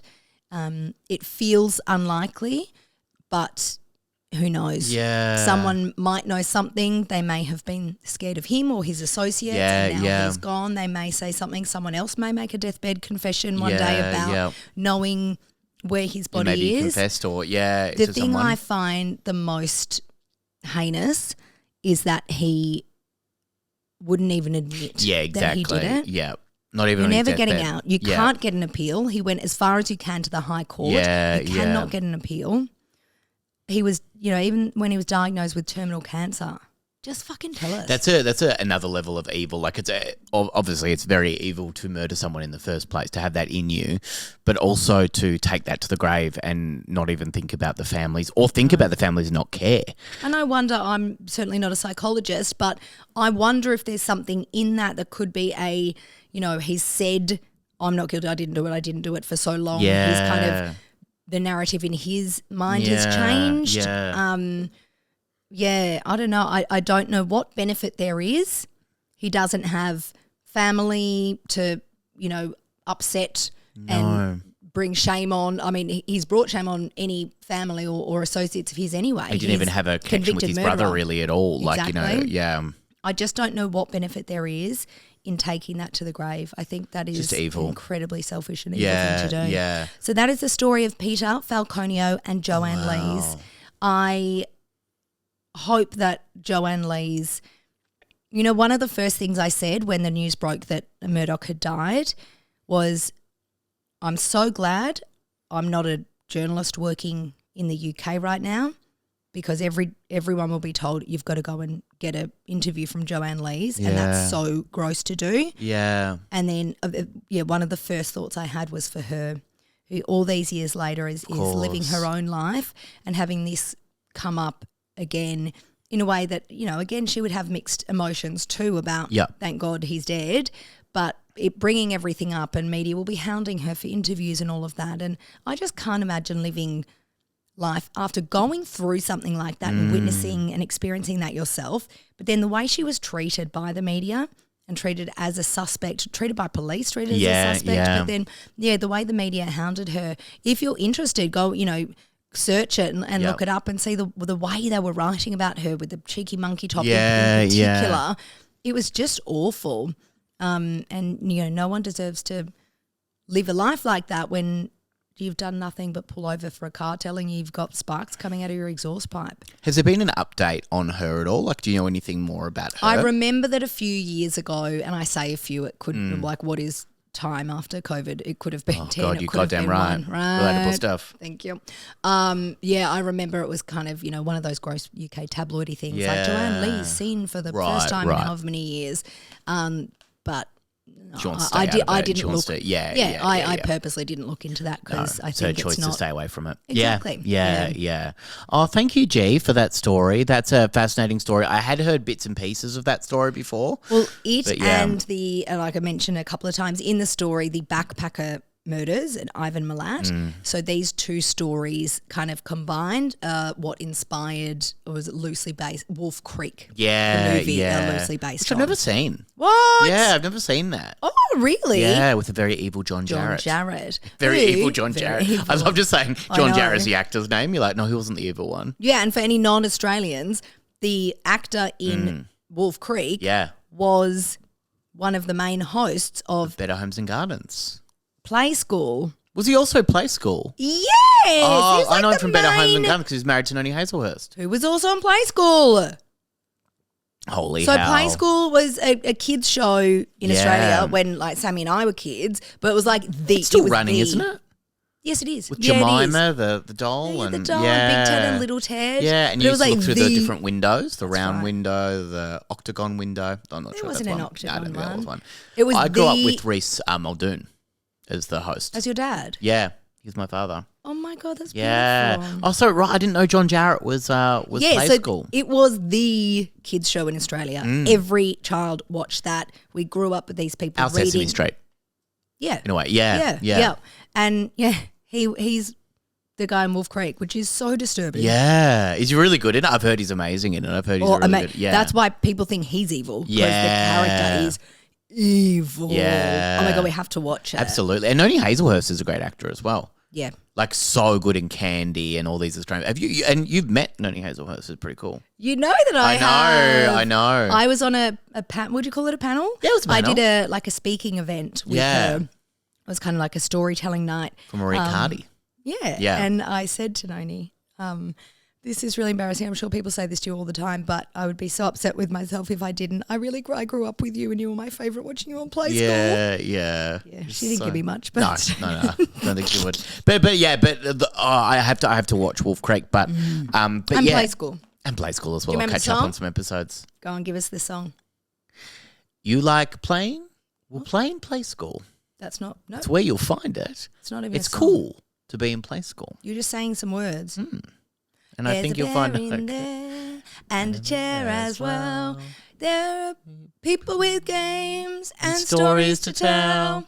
Open wide, come inside. It's Play School. I remember kids at my school used to sing There's a bear in there with electric chair. Oh, yeah. I remember Yeah. that And do you remember too. that other one? You know the Cotty song was such a big... My dad picks the fruit that goes to Yeah. Cotties to And- make the cordial that I like best. And the kids at school would sing, my mum picks her bum to make our Cotties. Very yeah. rude stuff. My school is Very much nicer rude stuff. It was than much that. nicer than the rough Phillip Island. Oh, come Hey, on. G-Love. Yeah? You ready for a mailbag section? Oh my God, I am. I Because we've forgot got we some still had that. wonderful people that we've heard from this week, and we absolutely love it. Now, G-Love, while I find these, can you tell people how they can contact us if they Yes, want to you're do that? obsessed with the plugs. Oh my God. Instagram and TikTok at Not Another Crime Podcast. YouTube, you can search us, Not Another Crime Podcast. This episode will be really great because at one point we just changed clothes. Yeah, Not it's like actually a on really good camera. one. We don't change. No, we oh, don't. no. We'll tell them we do because that might get more hits. We do. We Sex change. sells, baby. Baby. And you can email us at sammy@justanothercompany.com.au. Absolutely. Now, you ready for this voicemail that comes from our good friend, Molly. Oh, I love that name. Molly Meldrum. Could is that be. who We it don't is? actually Hi know. guys, my name is Molly. I'm a new listener. I actually got sent your podcast by my cousin. Shout out Felicity. We're friends, and she recently sent me the podcast which had John Safran on it, who is one of my absolute favourite authors. I went to like 3 of his live shows. Great. And I just wanted to say that I'm loving the show. I binged nearly every episode after about a week after she sent it to me, and now every Monday, Thursday, whatever day of the week it is that it comes out, my phone alerts me. I am so excited for a new podcast. I just wanted to say thank you for making it. I love it. I'm a huge fan, and I agree with what a lot of people say. The quote-unquote babble is the best bit. I love hearing your poultry peeves. I love hearing your pets' names. I love hearing Missy Diggins's tweets. Oh, I just love it all. Keep it up. Oh, Molly, Oh, we you're the love you. best, And Molly. Felicity, thank you. Yeah, thank you, Felicity. And that's what we've said right from the start. Share it with a friend. And Felicity, you've done that. And Molly, you're the goddamn friend that we've been talking Yeah. about for so Friend long. and- so we should say share it with a friend and a cousin. And a cousin. Yeah, Yes. that's right. Yeah. Yeah, how great's that? And I love that Paudry Peeves has taken off as a term. And also Diggs's. He's got a lot of Diggs stuff is so to say. famous. Can we please tell the listeners what Diggs looks like right now? So Diggs has a beautiful, beautiful kiss outline on his head of real goddamn lipstick. And he's been getting a lot of beautiful looks today. Now, G-Love, why would he have Well, a because beautiful... I kissed him on the head yesterday, Yeah. and I was wearing like a very slightly tinted like lip balm, Mm-hmm. and you could see it a little bit because his big old head is very white. yeah, and yeah. I said, "Can I put on red lipstick and give him a lipstick Yeah. kiss?" And you said yes, so I did it. And so right smack bang top on the top of his head is like it looks like a cartoon drawing. It cliche really big does. Red lipstick kiss. Yeah. And because it's on the top of his head, he doesn't know to try to get it off. And It's the he's best. still got it on 24 hours. He looks like he's later. been getting lots of fun looks today of his girlfriend that gave him a lovely kiss on the head. It's very cute. We'll post a photo of it for you guys. It's very Absolutely. cute. Are you ready for another Yes, voicemail yes. from the wonderful Hayley? You ready? Hi, Georgia and Sammy. I just want to say thank you so much for your podcast. I love it so much. I'm a primary school teacher, and as you can imagine, trying to get to sleep with the noise of the classroom in my head is incredibly challenging at times. And your podcast is just amazing because it allows me to feed my passion for true crime, particularly Australian true crime, but also without the, the seriousness and the darkness that some provide. You guys are amazing because you make it so lighthearted and make me laugh, and it just calms me down and sets me up for sleep every night. So I'm really, really appreciative for helping me go to sleep every night with a story that doesn't wake me up with nightmares, but, also gives me my little fix. She's the best. That's the best, Hayley. It is so funny that you're saying thank you for making a podcast that helps me go to sleep without having nightmares. I'm literally telling you about awful crimes. I know, that's so funny. How bad must primary school children be? Yeah, I know, yeah. That we're the best of it. Exactly. Last night, G was telling a wonderful story. This is just, when it's like a compliment like that, you said last night that you don't know anyone funny. What was No, the I thing? didn't say that. I was talking about a comedian who is a very, very good comedian, but I was saying when you just have a conversation with them, they're not like, super funny just in conversation, but on stage and their shows are amazing. And I said, it's not like, they're not naturally funny in their conversation then I looked at you and then I looked at Thomas, our friend who's also a comedian, and I went, I can't think of anyone right now. And the two of you. I just said that is so funny that you're looking at Thomas. You looked at Thomas, you looked at me, and you went, I can't think of anyone right now. I didn't. But my defence, Her Magistrate, I implore you, Her Magistrate. I didn't want to say either of you because it would have sounded like I was just saying it because you were there, and also the other one would have been offended, so I thought it was better to offend both of you. Yeah. That's actually quite fun. Are you ready for another voicemail? Whoa. Which is from the wonderful, and I say wonderful because this person is wonderful. And because you're padding while you because find I'm padding while I find it, the wonderful Kelly. Hi guys, my name's Kelly. I'm 38 and from the Central Coast of New South Wales. Great place. I'm a long-time true crime podcast listener. Most recently, your podcast. I've listened to pretty much every true crime podcast on Spotify. And then I binged through Everybody Has an Ex, and off the back of that found your podcast. So I'm so happy to be here, so happy to have found you guys. I wanted to specifically say hi to Paudrey Diggs as a dog mum of 3. Winston and Kransky, who are sausage dogs, and who's a Foxy. It's so nice to find a podcast with two humans who love the same two things that I love, which is true crime and their pets. Yeah, so nailed it. Thank you so much for that. Oh my God. I just wanted to reach out and see if you could do a podcast episode on Mary Vincent. I don't know if you guys have heard of her story. Actually. Holy schmoly. I've listened to so many crime podcasts and watched so many documentaries, and her story just will never leave me. And I don't know how well it's known. I haven't really seen that many episodes on it. So if you guys could do that, that would be amazing. But keep doing the good work. I hope this podcast continues for many seasons to come. And I just want to say I love you guys so much and have a great day. Thanks. Oh, we love you, Kelly. How great. We love Kelly. Oh, thank you. Oh, I love getting suggestions. Yeah, okay. absolutely. Well, if there's not many episodes out there on it, then you're all going to have to listen to our Yeah, yeah. I also love Kransky as a Kransky name as of a sausage dog name is so fantastic. good. Yeah, I absolutely love that. Hey, G-Love, are you ready for some emails? God, there's so much contact. There is a lot of contact, and we want to get through it before you go away on your holiday. Yeah. You ready for this? Yeah. Hey, Sammy and Georgia, love your pod. I do a significant amount of driving around Canada. I'm an Aussie that moved here 13 years ago, and it keeps me sane on the Canadian highways. Georgia, as a journalist, I want your thoughts on something. My boyfriend has a pet peeve about people misusing the word theory. Now, we watch a lot of true crime, probably an unhealthy amount, and the word theory is used all the time. Every time he hears it, he says hypotheses and claims that a theory is based on proven facts only.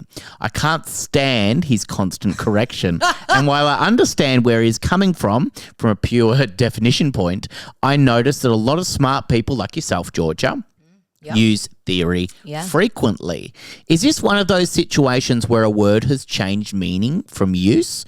What can I tell him to get him to, and this is all in caps, stop complaining all the time we watch true crime.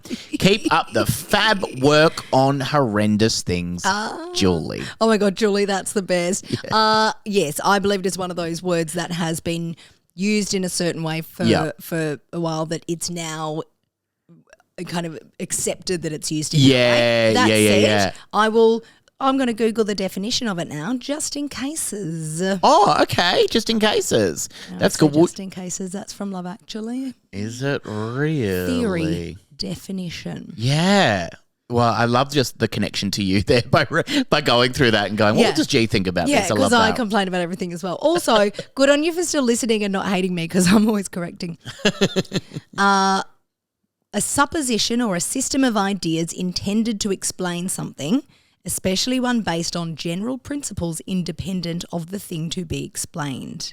Okay. So, and the example it's given, which is true to what you said, is Darwin's theory of evolution.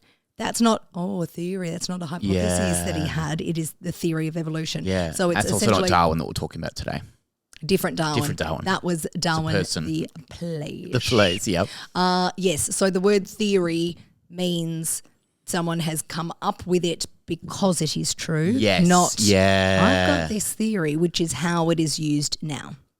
Yeah, wow. And yes, it is used, and it's accepted that it is used in that way now. But yes, the Oxford Dictionary would tell you that is incorrect. Yeah, wow. And you know what?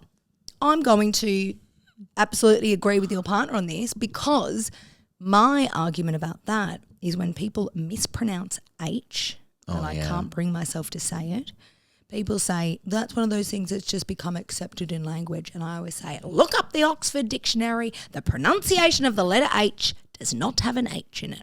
So, okay. Hey, I'm going to try to use the word hypotheses. Yeah, great. People have hypothesized rather than theorized. Good on you, G-Love. Hey, we've got one more internet letter for today. And thank you. There are so many, and we're getting through them, but there are so many. This one comes from Cara Tripp. Oh, sorry. Let me just say, this one comes from Cara. I used your full name there, Cara, and I do apologise for that. Hi, Sammy and Georgia. I was so surprised you covered the Ashley Reeves case on the last episode. Incredible job, G. Oh, thank you. I happen to know the Belleville area very well since I grew up in the next town over. Oh, wow. Something to note is that Shelton was a driver's education teacher as well as a PE teacher / coach. Yes, I did read that. In the States, most public schools offer a class in driving during high school, and most driver's ed teachers are also coaches or PE teachers. Yeah. Well, like our bike ed, like, you know, when you're in primary school and trying to bike, that's like, you know, often the PE teachers. Yeah, exactly. Wow. Yeah, my Indonesian teacher at school, in primary school, was also my music teacher, and he was one class ahead in Indonesian. I'm not sure that's the same. It's exactly the same. All doubling up. Do you know I can say your life vest is under your seat in Bahasa, Indonesia? Can you, please? Pelampung ada di bawah kursi Anda. Salaman pagi. Now, to tell you about my creepy driver's education teacher, we will call him Coach. Twice a week, myself and 3 other students, all age 15, would meet at school before classes started. We each would take a turn driving around town with Coach for class credit.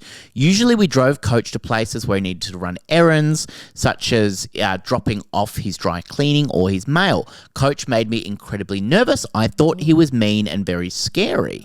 After I graduated, Coach resigned after a small district investigation into his inappropriate relationship with underage girls.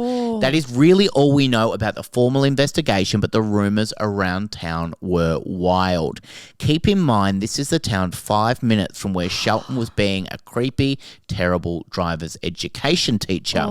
Southern Illinois is something else. On a lighter note, Belleville is home to Pick Your Own Apple Orchard, great antiquing, and a wonderful Christmas market. Stay horrendous. Cara, one half of Cara and Lucas Lucas, the American couple who recommended the Green River Killer. Oh, yay. We love you, Cara That and is Lucas. so weird. Also, that's extra weird because remember they, in their speak pipe, said, can you cover the Green River Killer? Yeah. When we had just done it. Yeah. And now she's like, hang on, I know all about Ashley Reeves because I lived 5 minutes away from her. Isn't that wild? Cara, we are on some We're like doing this kismet podcast for you, I connection. think. Yeah. Yeah, there's like some invisible string theory going on with us, Cara. Let's make it 3 for 3. Yeah, great. Send us another message and predict our next episode. Yeah, okay. I'm really liking that idea. I Hey, love hearing from you Love. guys. Oh, absolutely. Please do write into us.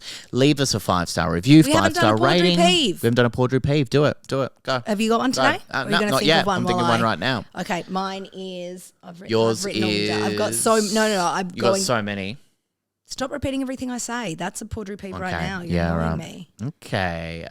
Okay. Oh yes, this is a good one. Great. Waiters not writing down your order. That's a good one, isn't it? It's a great one. Yeah, It's yeah. so annoying.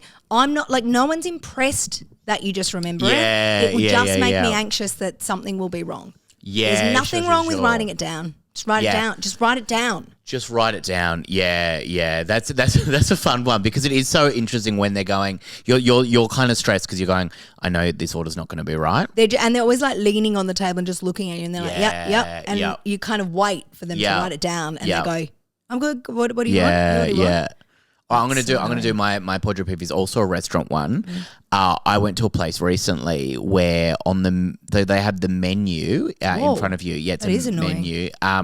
And on it, the waiter started to circle what I was having and then write notes on it if I had any allergies or anything. On And your they menu? marked up the whole menu.